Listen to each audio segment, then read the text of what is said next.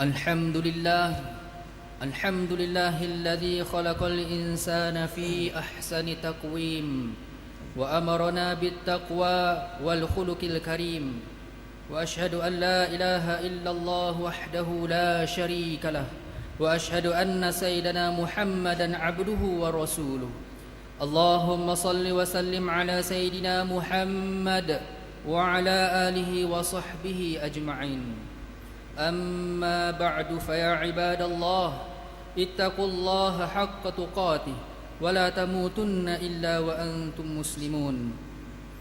Sidang Jumaat yang dirahmati Allah sekalian, marilah kita tingkatkan ketakwaan di dalam diri kita dengan memupuk rasa cinta kepada Allah, dengan sentiasa mentaati perintahnya dan menjauhi larangannya.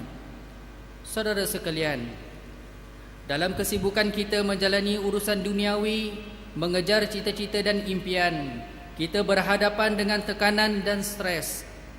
Kadang-kala timbul suatu perasaan di dalam hati, rasa gelisah dan tidak tenteram yang menyelubungi jiwa. Kita berusaha siang dan malam untuk mencari penawar bagi keresahan tersebut, masih tetap tidak diperolehi. Ada ketikanya kita cuba mengubatinya dengan hiburan, namun ia tetap juga kembali menghantui diri setelah beberapa ketika. Di sini saya ingin membawa kita kepada pesanan Allah Subhanahu wa taala di dalam ayat 28 surah Ar-Ra'd yang berbunyi, Alladzina amanu wa tatma'innu qulubuhum bi dzikrillah, ala bi dzikrillah tatma'innul qulub. Yang bermaksud yaitu orang-orang yang beriman dan hati mereka itu mencapai ketenteraman melalui zikrullah. Ketahuilah dengan zikrullah itu akan tenang tenteramlah hati-hati manusia. Kita perlu selalu diingatkan bahawa Allah Subhanahu wa taala adalah pemilik yang menguasai hati dan jiwa kita. Maka dialah yang Maha mengetahui dan Maha berkuasa untuk membawa hati kita daripada kegelisahan kepada ketenangan, daripada kehampaan kepada kecekalan. Ketika kita kebuntuan, kerisauan dan berasa seakan hilang arah, maka perlu kita kembali kepada Allah yang Maha berkuasa dengan berzikir mengingatinya untuk mendapatkan kekuatan yang baru. Kisah Nabi Yunus alaihi salam yang telah ditelan ikan Nun merupakan antara kisah yang amat baik membincangkan peranan zikrullah dalam mencapai ketenangan jiwa. Bayangkan saudara, bagaimana keadaan Nabi Yunus alaihi salam dengan segala perasaan yang mungkin dirasainya di saat berada di dalam perut seekor ikan Nun yang tersadai di dasar lautan. Tindak balas Nabi Yunus alaihi salam bukanlah untuk menyerah diri, mengalah lalu bermurung kerana berhadapan dengan masalah yang besar. Akan tetapi di saat kesunyian tersebut, beliau berpaling kepada satu-satunya zat yang mampu mengeluarkannya dari lembah kegelapan kepada cahaya, iaitu Allah Subhanahu wa taala. Doa yang dipanjatkan Nabi Yunus alaihi salam yang baik untuk amalan kita juga adalah seperti di dalam ayat 87 surah Al-Anbiya. Fanada fi dhulumati alla ilaha illa anta subhanaka inni kuntu minadh zalimin. Yang bermaksud, maka dia menyeru dalam hal keadaan gelap gelita, tiada Tuhan melainkan Engkau, Maha Sucimu. Sesungguhnya aku tergolong di kalangan orang yang telah menzalimi dirinya. Allah lalu mengeluarkannya dari kegelapan tersebut, lalu diberi perlindungan kepadanya. Dalam surah yang lain, Allah Subhanahu wa taala menjelaskan sesuatu perkara yang penting untuk sama-sama kita hayati. Berkaitan Nabi Yunus alaihi salam, Allah berfirman di dalam surah As-Saffat ayat 143 dan 144. Falaula annahu kana minal musabbihin la labitha fi batnihi ila yaumi yub'atsun. Yang bermaksud, sekiranya dia, yakni Nabi Yunus alaihi salam, bukan terdiri dari golongan mereka yang bertasbih kepadaku, nescaya dia akan kekal dalam perutnya, yakni ikan Nun, sehingga ke hari kebangkitan. Kisah ini mengingatkan kita bahawa di dalam saat berhadapan dengan cabaran dalam kehidupan, atau ketika kita berasa amat tertekan, sama ada di pejabat, kolej, rumah maupun sekolah, bersegeralah ingat kepada Allah Subhanahu wa taala. Ini adalah agar jiwa kita dapat kembali tenang dan membolehkan kita kemudian fokus semula untuk mencari penyelesaian yang sesuai untuk masalah yang dihadapi.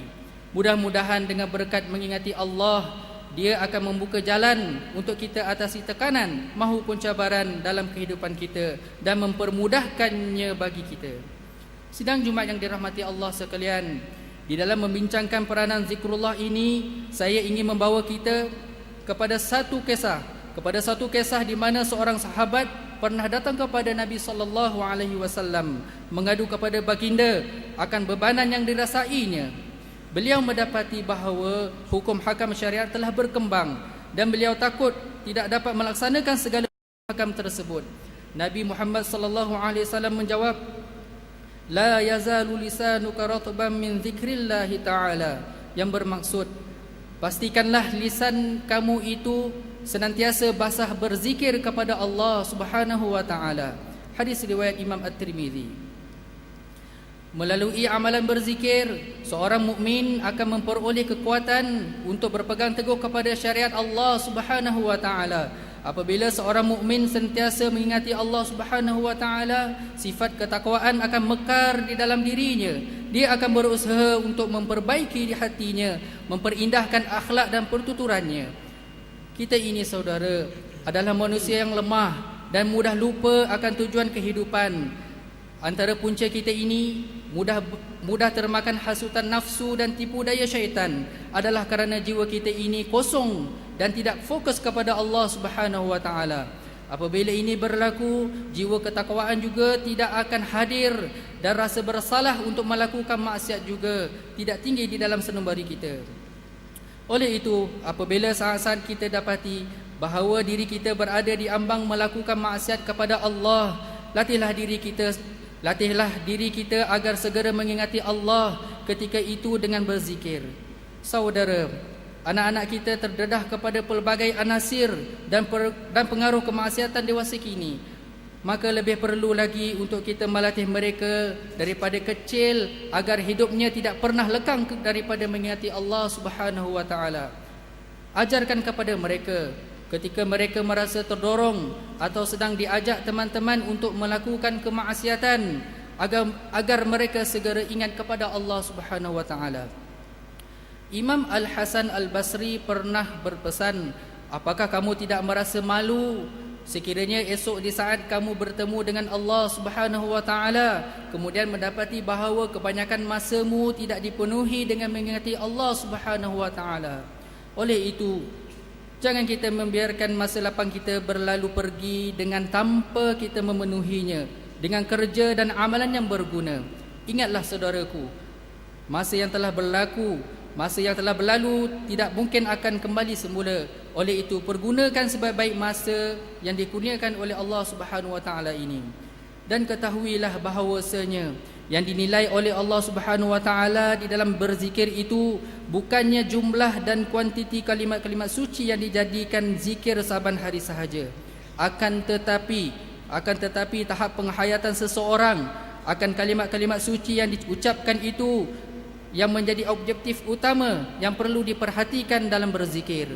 Nabi Muhammad sallallahu alaihi wasallam ketika berbicara tentang 7 golongan yang dapat perlindungan Allah Subhanahu wa taala di padang mahsyar kelak, menyebut antara 7 golongan itu ialah warajulun zakarallaha khaliya fafadat ainah, yang bermaksud dan seseorang yang mengingati Allah Subhanahu wa taala dalam hal keadaan bersendirian, lalu air matanya membasahi kedua matanya.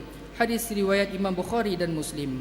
Mudah-mudahan Allah Subhanahu wa taala menjadikan kita orang-orang yang hatinya hidup dengan zikrullah dan bibirnya tidak pernah kering dibasahi alunan zikir dan Al-Quran. Semoga Allah mengurniakan kita ketenangan dan kebahagiaan abadi di dunia dan di akhirat. Amin.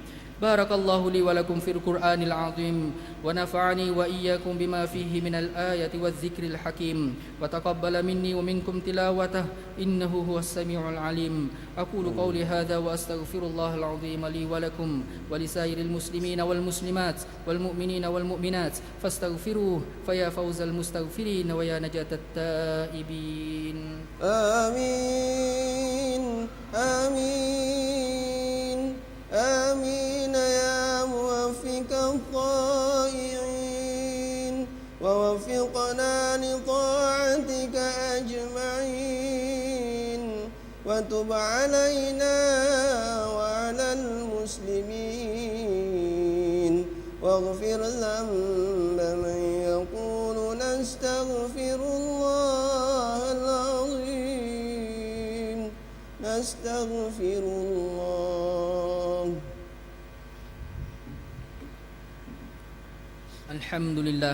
الحمد لله حمدا كثيرا كما أمر أشهد أن لا إله إلا الله وحده لا شريك له وأشهد أن سيدنا محمدا عبده ورسوله اللهم صل وسلم على سيدنا محمد وعلى آله وصحبه ومن تبعهم بإحسان إلى يوم الدين أما بعد فيا عباد الله اتقوا الله فيما أمر وانتهوا عما نهاكم عنه وزجر. Wahai hamba Allah, ingatlah bahawa dunia ini ialah tempat tumpangan untuk sementara. Akhirat jualah sebenar-benar tempat yang kekal selama-lamanya. Oleh itu, marilah kita berbakti kepada Allah untuk mendapatkan kebahagiaan serta menyelamatkan diri dari siksaan api neraka. Allah berfirman dalam Al-Quran, Innallaha wa malaikatahu yusalluna 'alan nabi ya ayyuhalladzina amanu sallu 'alaihi wa sallimu taslima. Maksudnya, sesungguhnya Allah dan malaikatnya bersalawat kepada Nabi. Wahai orang yang beriman, bersalawatlah kamu kepadanya serta ucapkanlah salam sejahtera dengan penghormatan yang sepenuhnya. Allahumma salli wa sallim ala Sayyidina Muhammad wa ala ali Sayyidina Muhammad. Marilah kita bermohon kepada Allah Subhanahu wa taala. Semoga Allah meridai khalifah-khalifah Rasulullah sallallahu alaihi wasallam, yaitu Sayyidina Abu Bakar As-Siddiq radhiyallahu anhu, Sayyidina Umar ibn Al-Khattab radhiyallahu anhu, Sayyidina Uthman ibn Affan radhiyallahu anhu, dan Sayyidina Ali ibn Abi Talib radhiyallahu anhu, dan juga sahabat baginda yang sama-sama berjuang menegakkan agama Allah yang maha suci ini. Juga kepada bapa saudara junjungan kita Sayyidina Hamzah dan Sayyidina Abbas radhiyallahu anhuma, cucunda baginda Sayyidina Hasan dan Sayyidina Husain radhiyallahu anhuma, putri baginda Sayyidatina Fatimah Zahra radhiyallahu anha, isteri-isteri baginda Sayyidatina Khadijah radhiyallahu anha, Sayyidatina Aisyah radhiyallahu anha, dan lain-lainnya. Seterusnya kepada sekalian keluarga, sahabat-sahabat, pengikut-pengikut sahabat dan mereka yang menuruti mereka itu dari semasa ke semasa hingga hari kiamat. Allahumma ighfir lil muslimina wal muslimat wal mu'minina wal mu'minat al ahya'i minhum wal amwat. Ya Allah, ampunkanlah sekalian kaum muslimin dan muslimat, mukminin dan mukminat, sama ada yang masih hidup ataupun yang telah meninggal dunia. Ya Allah, kurniakan juga kemuliaan dan kesejahteraan kepada mereka yang berjihad dan menafkahkan hartanya ke jalan-Mu seperti pembayar-pembayar zakat, pewakaf dan seumpamanya. Ya Allah, kurniakanlah taufik dan hidayah, kekuatan, kesejahteraan dan pertolongan kepada ketua-ketua negeri Islam dan raja-rajanya, khasnya kepada Abdak al-Haris li syariatika Sultan Ibrahim ibnil marhum Sultan Iskandar, sultan yang dipertuan bagi negeri dan jajahan Ta'alu Johor Darut Azim, dan kepada Raja Zahri Sofia bintil marhum Sultan Idris Shah, Tengku Ismail ibni Sultan Ibrahim, Tengku Mahkota Johor, putera-putera dan putrinya, kerabat-kerabat diraja dan rakyat sekalian. Allahumma a'izzal Islam wal muslimin واخذل الكفرة والمبتدعة والمشركين وكل من هو عدو للدين. ربنا هب لنا من أزواجنا وذرياتنا قرة أعين واجعلنا للمتقين إماما. اللهم أدخلنا وذرياتنا ووصولنا وفروعنا الجنة مع الأبرار يا عزيز يا غفار يا رب العالمين. ربنا اغفر لنا ولإخواننا الذين سبقونا بالإيمان ولا تجعل في قلوبنا غلا للذين آمنوا ربنا إنك رؤوف رحيم. ربنا آتنا في الدنيا حسنة وفي الآخرة حسنة وقنا عذاب النار والحمد لله رب العالمين. عباد الله، إن الله يأمر بالعدل والإحسان وإيتاء ذي القربى وينهى عن الفحشاء والمنكر والبغي يعظكم لعلكم تذكرون فاذكروا الله العظيم يذكركم واشكروه على نعمه يزدكم ولذكر الله أكبر والله يعلم ما تصنعون أقيموا الصلاة